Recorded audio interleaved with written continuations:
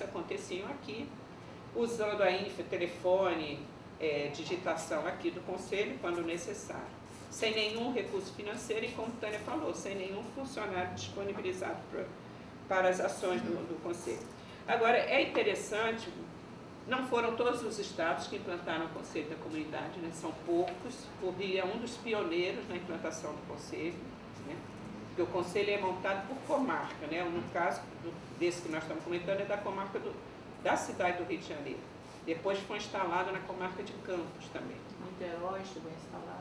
Mas o de Niterói eu nem conheci, já estava extinto naquela época. Não vingou. Mas quando ele foi instalado, ele já expandiu os representantes, que era o mínimo de 3, né? E já ele se instalou por 20 e pouco. E na época que eu conheci o Conselho da Comunidade, já tínhamos 20 e tantas organizações participando. Eu queria ler para vocês um instante o artigo 80, para vocês perceberem qual era o objetivo o 81. O 80 diz assim: haverá em cada comarca um conselho da comunidade composto, no mínimo, por um representante da associação comercial ou industrial. O que se esperava da associação comercial ou industrial?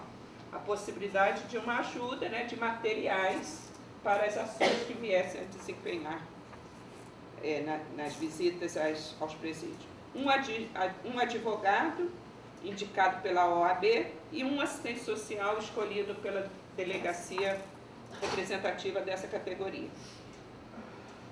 O artigo 81 vai dizer o que cabe ao Conselho: visitar pelo menos mensalmente os estabelecimentos penais da comarca. Então, essa era uma prática regular do Conselho, fazer visitas mensais às unidades prisionais. Às vezes mais de uma, mas no mínimo uma visita o Conselho fazia. Entrevistar presos durante essas visitas, para ouvir deles como é que estavam sendo atendidos, né? Terceiro, apresentar relatórios mensais ao juiz da execução e ao Conselho Penitenciário. E quarto, diligenciar. O quarto é o que mais delimita esse papel assistencialista do Conselho. Diligenciar a obtenção de recursos materiais e humanos para melhor assistência ao preso ou internado, em harmonia com a direção do estabelecimento. Então, a tarefa esperada do Conselho era uma tarefa de caráter assistencialista, assistencial aos presos, assistencial no sentido de obter recursos materiais, às vezes campanhas de agasalhos, né? Campanhas de alimentos, conseguir junto à sociedade arregimentar esses recursos para oferecer aos presos, né? Então, muito apropriado naquela ideia de que a sociedade é chamada a auxiliar, né? E em harmonia com a direção do estabelecimento, também não tinha que fazer oposição ou crítica às práticas da direção do estabelecimento, né? O Conselho da Comunidade é, por força da lei, no artigo 61, um dos órgãos da execução penal. São outros, o Conselho Nacional de Política Criminal, o Juízo da Execução, o Ministério Público, né, o Conselho Penitenciário, que é um órgão consultivo, o patronato, os departamentos penitenciários, são departamentos de saúde, de assistência, não é isso? Os departamentos penitenciários. Não. Aqui é o Departamento Penitenciário Nacional, ou o DEPEN. O DEPEN, Departamento Nacional. E o Conselho da Comunidade é um dos órgãos da execução penal. Bom, aí eu dizia para vocês, quando eu já tive no Conselho aqui, eu encontrei um Conselho, não é, questionador, cumpria essas tarefas aqui, não de recolher donativos e recursos materiais. Eu nunca vi o Conselho da Comunidade fazer isso no período que eu conheci, mas de visitar as prisões sistematicamente, ouvir os presos, elaborar relatórios, encaminhar ao juízo ao juízo da VEP, né?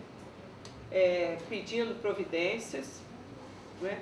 E aí o Conselho fazia todo o esforço de trazer a questão das prisões para o âmbito da sociedade mais geral, né? Porque a sociedade, na verdade, ela só lembra da questão dos presos quando? No momento das rebeliões ou no momento em que ela tem que dizer que o número de delitos é muito grande e que precisam ser criadas mais prisões, não é? Esses são os dois momentos que a sociedade se movimenta e pensa na questão do sistema prisional, né? Nas rebeliões e quando precisa dizer que são muitos os que cometem crimes. No restante, não há uma cultura na sociedade de respeito aos direitos, né? De entendimento do que leva esse número de pessoas a cometer delito, né? Dessa desigualdade da sociedade que nós vivemos. Eu acho que se muitos atores da sociedade tivessem, como eu tive naquela ocasião, né, a oportunidade de visitar as prisões, eu visitei quase todas as prisões do Rio, e eu ficava assim, bastante impactada de testemunhar a quantidade de meninos, de jovens nas nossas prisões. Não é? Jovens, garotos. Não é?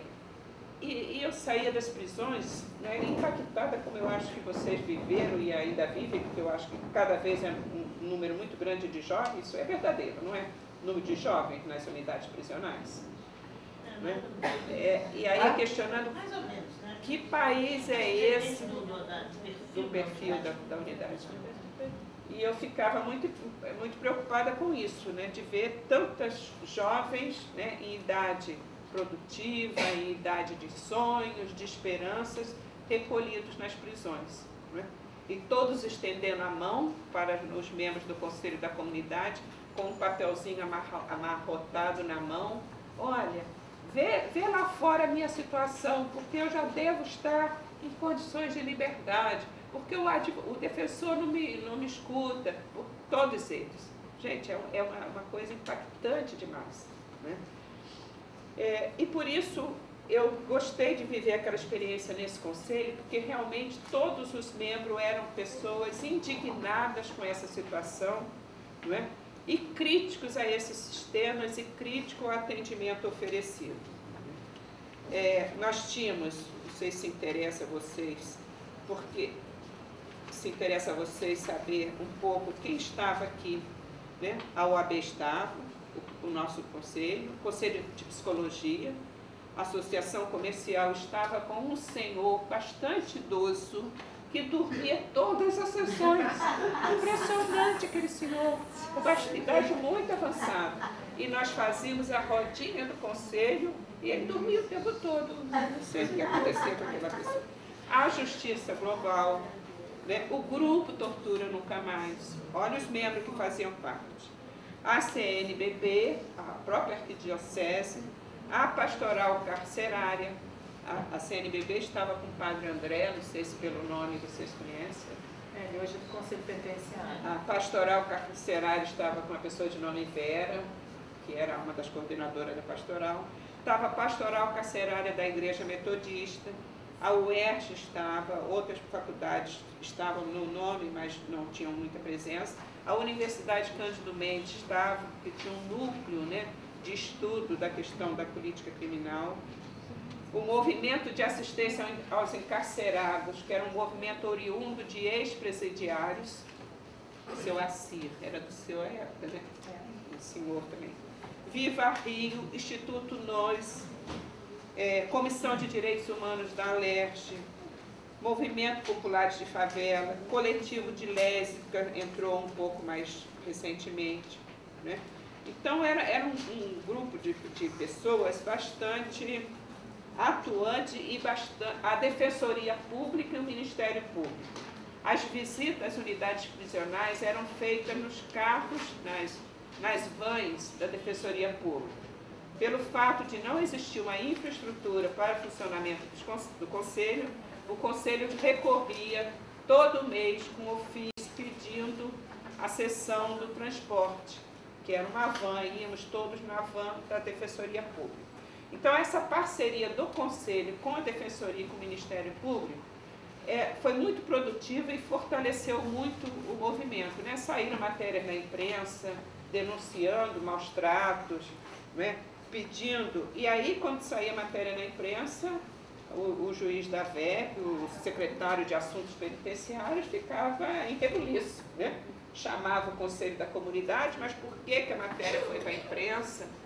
Né? Por que não conversam conosco? Conversávamos com o secretário de Assuntos Penitenciários, o executivo, né?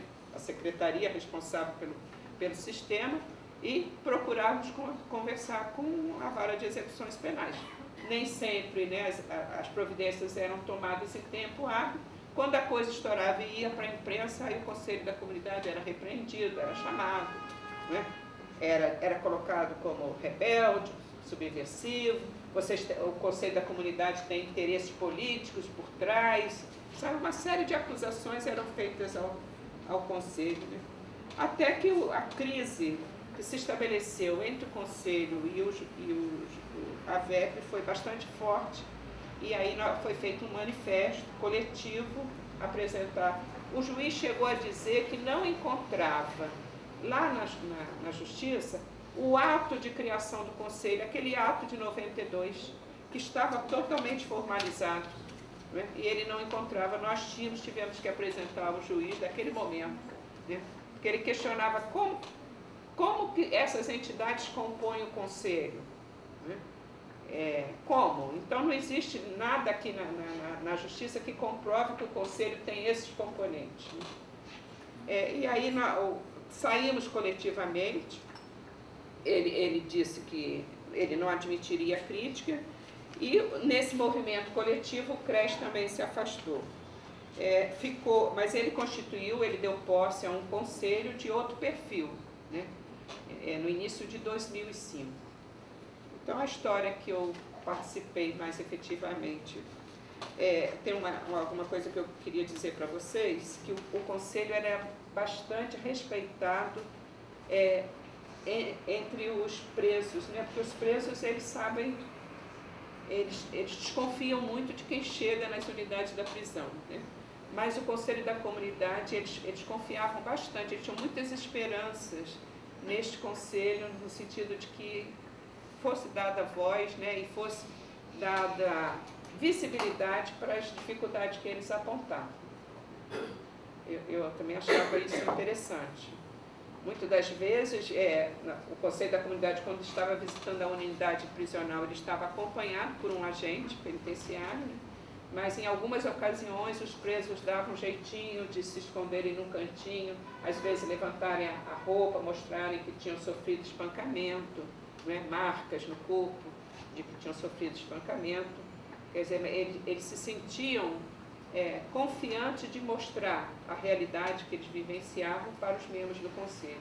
Quer dizer, na verdade, o Conselho, né, desse tipo que eu presenciei poderia ser uma força considerável em favor dos direitos do preso. Não acobertador, né, nem paizão, nem protetor desavisado, mas uma voz de cumprimento dos direitos da vida humana, né, da dignidade da vida humana, da preservação da dignidade da vida humana. Eu acho que por enquanto é só, depois a gente pode colocar alguma questão no debate. Assim, eu tenho algumas indagações que eu fico bastante mexida nisso, que é um tema, para mim, polêmico, porém, eu acredito no Conselho da Comunidade. Eu acho que é só o Conselho da Comunidade ativo que vai, aquela lei 7.210 de 84, 1955 da ONU, o tratamento que vai ser debatido. E aí, quando você fala assim, a última frase sua, penúltima, foi assim: a esperança que o preso tem em ter alguém para ouvi-lo, em ter alguém para passar o toque. Toque, gente, é o bilhetinho, viu? Que todo preso dá um toque, que é o bilhetinho que ele entrega. Eu acho que é a única forma. Peço a vocês que vocês vejam